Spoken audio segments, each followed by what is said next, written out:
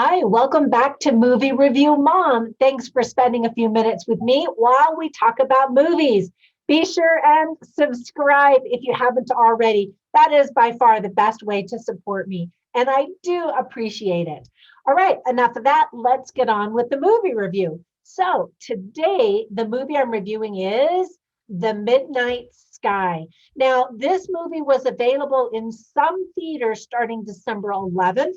But for those of us who aren't going into theaters, either because they're closed or because we're worried about COVID, it's now going to be available on streaming December 23rd on Netflix.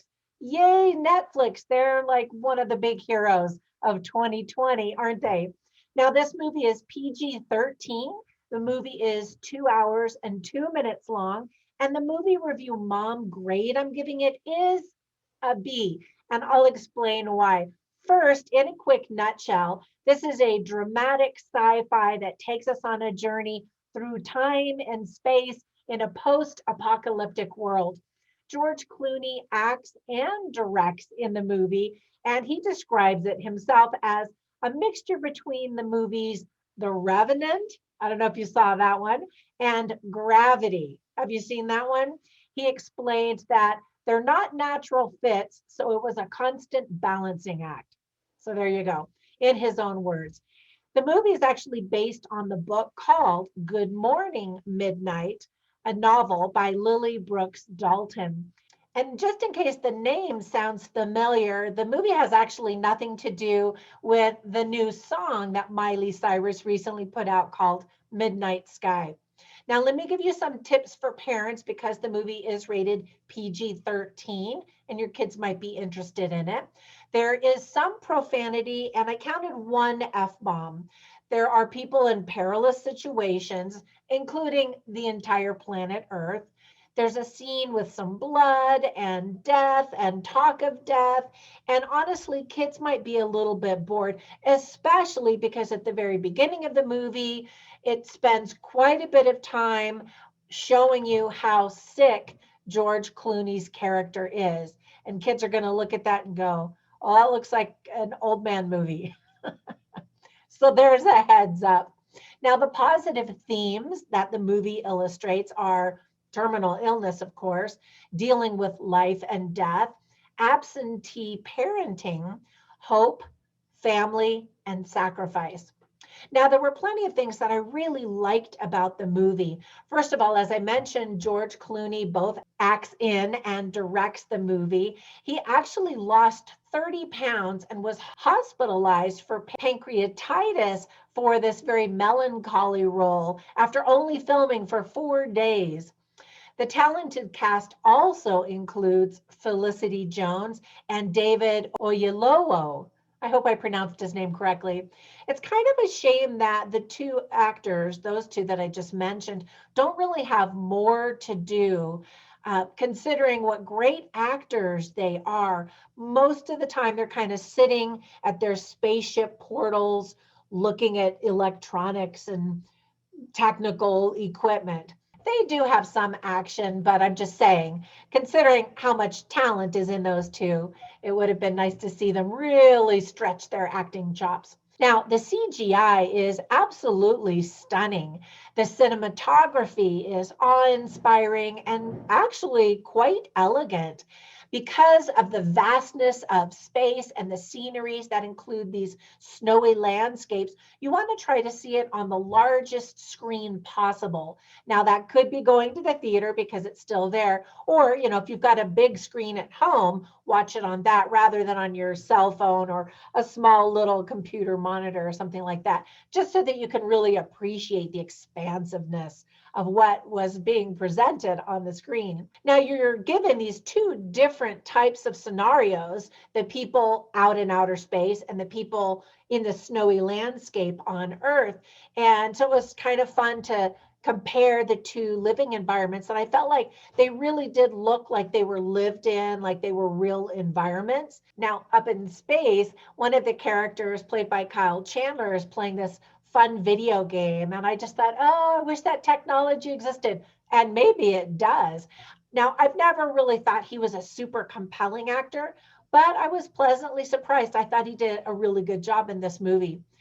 Kaylin Springall is adorable as the little girl named Iris. And the musical score created a really nice background, but was never overbearing, like some movies that take place in outer space can be. And speaking of music, the song Sweet Caroline came on, and everybody just instantly got into the vibe. And I laughed and I thought, I wonder if the younger audiences will even know that song or appreciate it. But it definitely added energy to the room and to the film. And the film was kind of in need of something like that.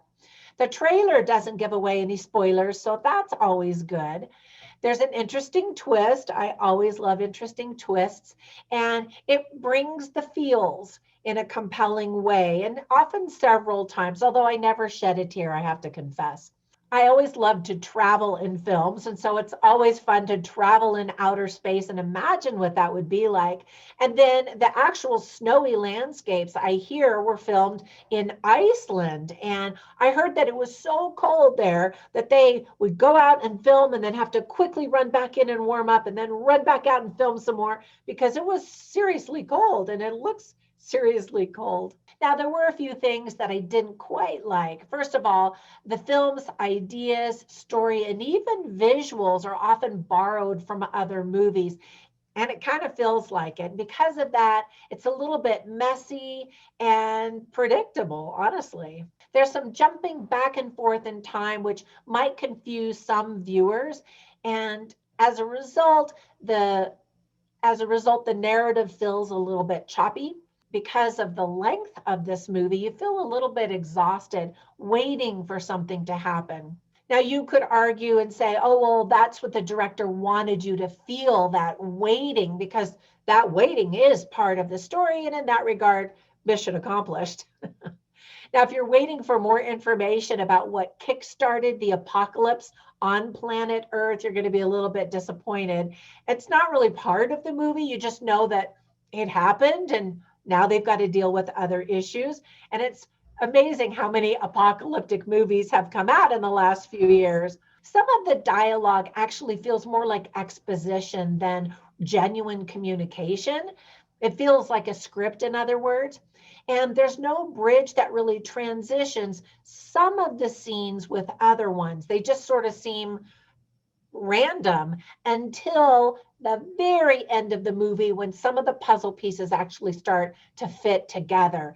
And then you understand what all of that was about. Some of the scenes just don't make sense on their own, and you don't understand them until the end of the movie. And so while you're watching them, you're just like, wait, what? Who are these people? What? Unless you're able to figure it out, which you might be able to. Okay, that's it for my review of this movie. But before I go, let me give you some recommendations of some other movies that are similar that you might even enjoy more. The first one is The Martian with Matt Damon. I just got the biggest kick out of that movie. And if you haven't seen it, you should definitely check that one out. Another one is Interstellar.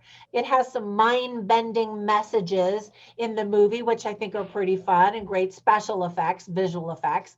And then Ad Astra came out recently with Brad Pitt. I didn't think it was great. It was okay, but kind of a similar vein to this one. And then finally, Gravity, of course, with George Clooney. And I liked it a lot, but I didn't realize how much I liked it until the very, very end. And then I was like, oh, I thought the ending was really good. Okay, that's it. I've got a bunch of movies to review this week, so stay tuned. Be sure and ring that little bell or click on it, and that will notify you every time I upload a new movie review so that you don't miss anything. And if you like what you see, I would love your support over at Patreon, where I've got all kinds of gifts that you can choose from for your support. All right, have a wonderful week, and I will see you tomorrow. Bye for now.